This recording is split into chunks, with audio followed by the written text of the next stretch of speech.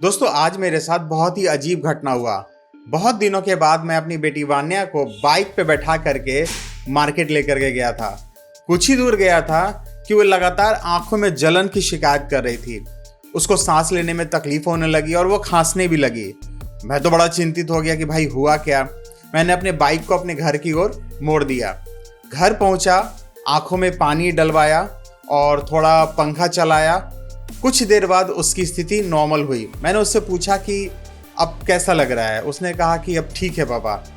तो मैं सोच में पड़ गया कि आखिर ये हुआ क्या। मैं चिंतित हो गया। भाई बेटी की बात है, मुझे अगर ऐसा कुछ फील होता तो मुझे लगता कि भाई चलो मैं मेंटेन कर सकता हूँ, देख सकता हूँ, लेकिन वान्या को ऐसी तकलीफ हुई। मैं सोच में पड़ गया कि काफ़ी दिनों के बाद जब मार्केट निकला और उसकी ये हालत हो गई तो गंभीर विषय हो सकता है। मैंने अपने डॉक्टर मित्र से बात करी। मैंने सारी स्थिति के बारे में उसको अवगत कराया, बताया कि हम लोग मार्केट गए थे शाम के समय में और उसके आंखों में जलन, सांस लेने में तकलीफ और खांसी होने लगा था।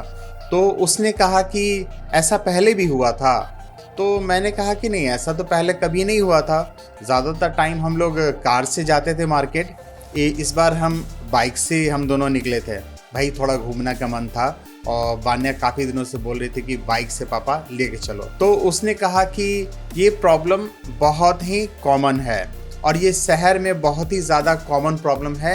ऐसा सभी के साथ होता है, तुम्हारे साथ नहीं होता है क्या? मैंने बोला मेरे साथ तो ऐसा कुछ नहीं होता है। क्यों? शहर में ऐसा क्या विशेष है जो बच्चे जब बाहर जाते हैं तो उनके साथ प्रॉब्लम होने लगता है? मेरे डॉक्टर मित्र ने कहा कि भाई शहर की हवा बहुत ही ज़्यादा खराब है।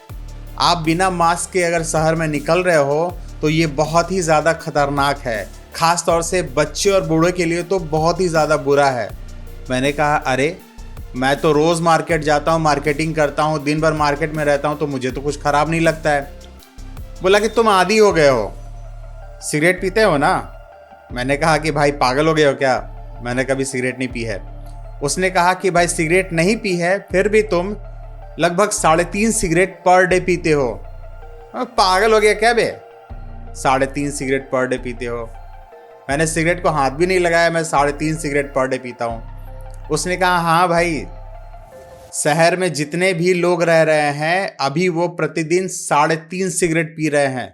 और तुम जो अपनी बेटी वान्या को शहर में घुमाने ले गए थे उसको भी 3.5 सिगरेट पिलाने ले गए थे। बोले पागल हो गया कि बे कुछ भी, हाँ कुछ भी फालतू बके जा रहा है कि मैं अपनी बेटी वान्या को शहर में घुमा रहा हूँ तो 3.5 सिगरेट पिला रहा हूँ। उसने कहा कि पागल तुम लोग हो गए हो, तुम लोग को शहर के हवा के बारे में पता नहीं है। अपना मोबाइल खोलो और उसमें सर्च करो कि पटना का पॉल्यूशन किस लेवल पे है। पटना में पॉल्यूशन, मुझे तो पता नहीं चला, चलो सर्च करके देखते हैं। पटना का आज का पॉल्यूशन क्या है? 112 पुअर, 112 एयर क्वालिटी इंडेक्स में पटना का है जो कि पुअर है। मैं देख के दंग रह गया कि भाई इससे भी ज़्यादा था। शाम के 7 बजे 140 था और अभी 112 है। बाप रे बाप, इतना ज़्यादा बुरा हाल। मैं अगर देखता हूँ कि 30 दिन का रिकॉर्ड तो 30 दिन में कितना था? अरे भाई ये 180 तक गया था, 184 तक। और 184 का मतलब क्या होता है? अनहेल्दी। और यहाँ पे अभी दे रहा है 2.1 सिगरेट पर डे, यानी जो अभी का टाइम है उसके हिसाब से 2.1 सिगरेट प्रतिदिन मैं पी रहा हूँ अगर मैं मार्केट में घूम रहा हूँ तो दोस्तों अगर इतने ख़राब पोल्यूशन में अगर हम लोग पटना में निकलते हैं तो हम प्रतिदिन 2.1 सिगरेट पी रहे हैं और सप्ताह में 15 सिगरेट और महीने के 63 सिगरेट पी रहे हैं। सरकार ने सिगरेट के डब्बों पे लिख रखा है कि सिगरेट पीना स्वास्थ्य के लिए हानिकारक है। और वो जो पॉल्यूशन बना करके रखी है ये पटना का, वो कितना ज़्यादा हानिकारक है और उसके लिए सरकार क्या कर रही है? इतनी बुरी हालत में पूरे शहर के लोग रह रहे हैं और इसका कोई भी ठीक से उपाय नहीं है। जगह जगह देखो कंस्ट्रक्शन का काम चल रहा है, सड़कें खुदी पड़ रही हैं, पुल बन रहे हैं, गर्दा धूल कचड़ा इतना ज़्यादा है पूछो मत। पेड़ चारों तरफ से काट दिए गए हैं। पटना में जितना पहले पेड़ होता था उसका अब 10% भी नहीं है। वो सारे के सारे पेड़ आपको नजर आएंगे राजभवन के पास, मुख्यमंत्री आवास और जितने सारे विधायक हैं ना उनके घरों के आसपास आपको दिखेंगे। बाकी कहीं पे आपको पेड़ नहीं दिखेगा, सफाई नहीं दिखेगा, धूल कचड़े का मैनेजमेंट भी नहीं दिखेगा। इतनी ज़्यादा बुरी हालत हो गई है।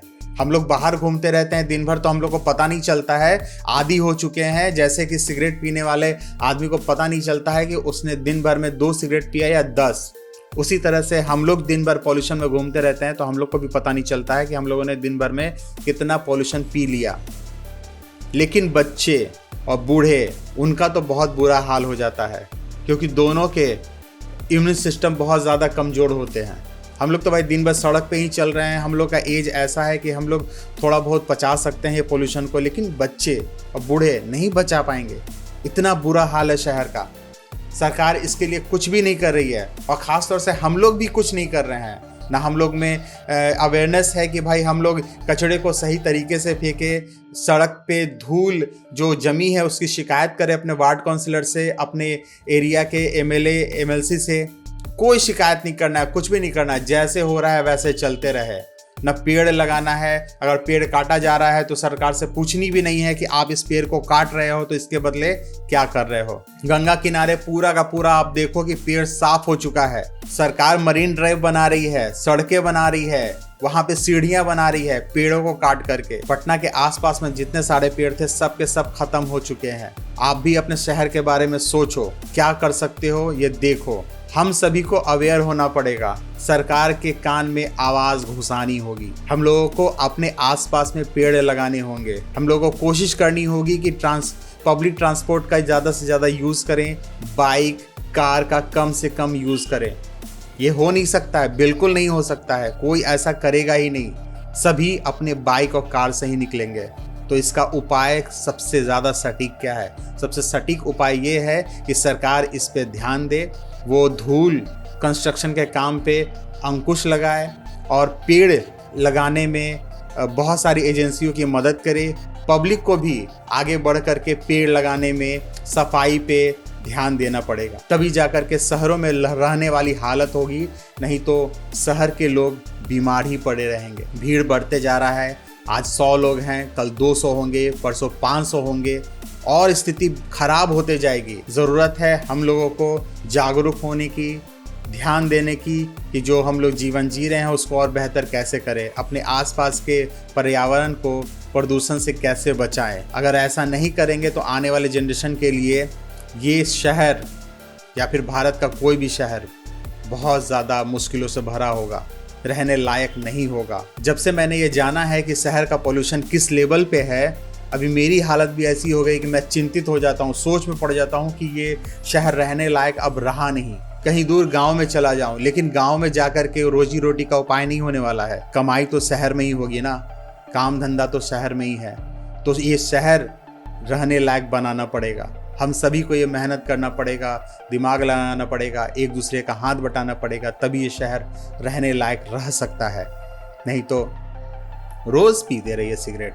आप नहीं पीते, आप सोचते हैं कि भाई मैं तो सिगरेट नहीं पीता हूँ, मैं तो बहुत हेल्दी हूँ। नहीं, आप शहर में घूम रहे हैं यानी कि डेली कई सारे सिगरेट पी रहे हैं। सोचिएगा ज़रूर।